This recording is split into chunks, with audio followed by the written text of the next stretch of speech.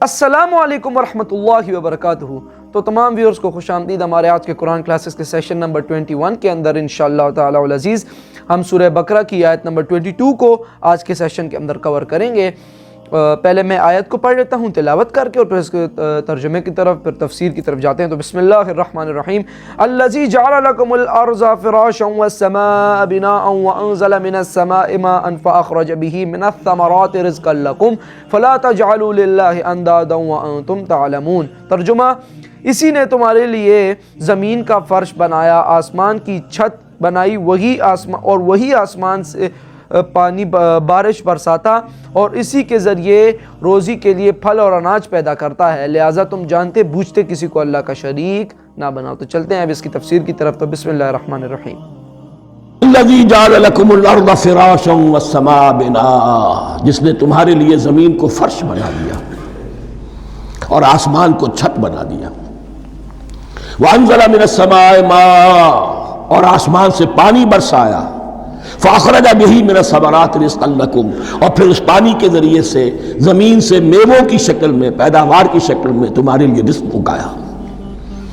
فلا تجعلوا للہ اندادا وانتم تعلمون، تو ہرگز نہ اللہ کا مد مقابل کسی کو ٹھہراؤ جانتے بوجھتے۔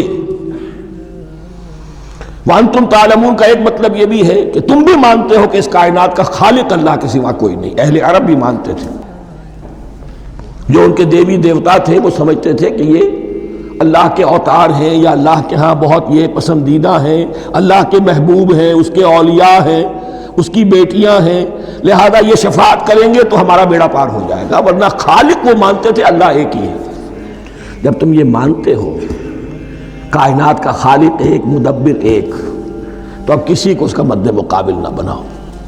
انداد ند کی جمع ہے، لا ضد لہ ولا ند لہ، اللہ کا کوئی مد مقابل نہیں۔ اس میں یہاں تک بات ہے کہ حضور اس درجے، اس توحید کی باریکیوں تک پہنچا کر گئے ہیں اس امت کو کہ کسی صحابی نے ایسے ہی کہہ دیا ما شاء اللہ و ما شئت، جو اللہ چاہے اور جو آپ چاہیں۔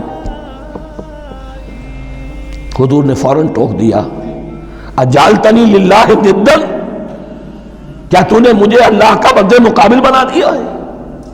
اس کائنات میں مشیت صرف ایک کی چلتی ہے، کسی اور کی مشیت اس کی مشیت کے تابع پوری ہو جائے، لیکن مشیت مطلقہ صرف اس کی ہے۔ یہاں تک کہ حضور سے فرمایا گیا کہ اے نبی آپ کے لیے یہ ممکن نہیں ہے جسے چاہے ہدایت دے دیں، انک لا تہدی من احببت ولکن اللہ یہدی من یشاء۔ اگر یہ اختیار میں ہوتا تو ابو طالب دنیا سے بغیر ایمان لائے نہ جاتے۔ فلا تجعلوا للہ اندادا وانتم تعلمون۔ اب ان دو آیتوں میں تو یوں سمجھیے توحید نظری بھی اور توحید عملی بھی۔ توحید عملی کیا ہے؟ بندگی صرف اسی کی ہو۔ تو خواتین و حضرات، الحمدللہ جب ہم نے سورہ بقرہ کی آیت نمبر 22 کو کور کیا، اور آج کے سیشن میں جیسے دیکھیں پچھلا سیشن ہم نے کیا تھا تو اس کے اندر ہم نے کیا پڑھا تھا کہ اے لوگوں اپنے رب کی عبادت کرو جس نے تمہیں پیدا کیا، اور ان لوگوں کو بھی جو تم سے پہلے گزرے تاکہ تم عذاب سے بچ سکو۔ کس کی عبادت کرنی ہے؟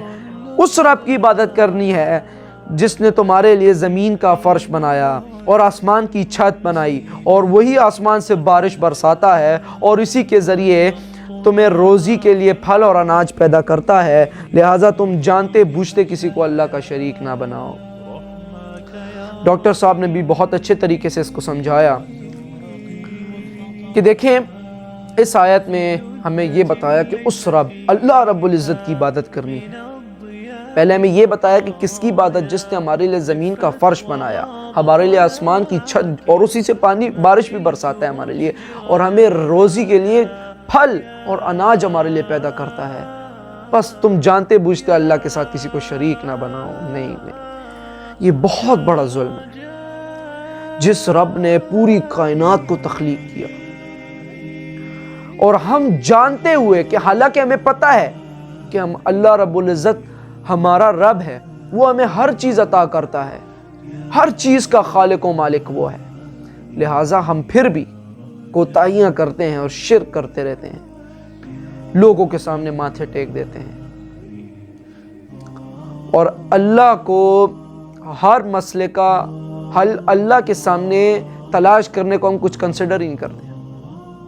دیکھیں، اب اللہ کے سامنے ماتھا ٹیک کر اللہ سے مانگیں، اللہ وہاں سے عطا کرے گا جہاں سے آپ کا وہم و گمان بھی نہیں ہوگا. لیکن ہمارے لوگ ایسے ہیں، دیکھیں میں یہ کہوں گا کہ ہم گمراہ ہو چکے ہیں. ہم اس لیے توحید کو کچھ سمجھتے ہی نہیں ہیں. اللہ رب العزت جس نے پوری کائنات کو تخلیق کیا اور وہ خود فرماتا ہے کہ میرے پاس آؤ، مجھ سے مانگو، مجھ سے مانگو. لیکن ہم اتنا دنیا کے اندر گھل مل چکے ہیں کہ ہمیں اس بات کا ذہن میں بھی نہیں ہوتا کہ ہم نے اللہ سے کچھ مانگنا ہے. ہمارے پاس ایک ایسا وے ہے کہ ہم اس سے اپنی تمام تکلیفوں پریشانیوں کو دور کر سکتے ہیں، لیکن ہمارے اندر کیا، ہم اس دنیا کے اندر گھل مل چکے ہیں. ہمیں اپنے تمام چیزوں کا حل یہ دنیا کے لوگ اور یہ دنیا ہی لگتی ہے، لیکن وہ رب نہیں جس نے ان لوگوں کو اور اس دنیا کو بنایا. تو خواتین و حضرات، آخر میں یہی کہ کسی کو اللہ کے ساتھ شریک نہ کریں، اللہ کے ساتھ شرک نہ کریں. تو یہ تھا آج کا سیشن. مجھے پوری امید ہے آپ لوگوں کو اس سے فائدہ ہوا ہوگا. کوئی کویشچن ہوا آپ کا تو آپ کمنٹ میں پوچھ سکتے ہیں، میں انشاءاللہ اس کے اوپر ڈسکشن کریں گے پھر انشاءاللہ.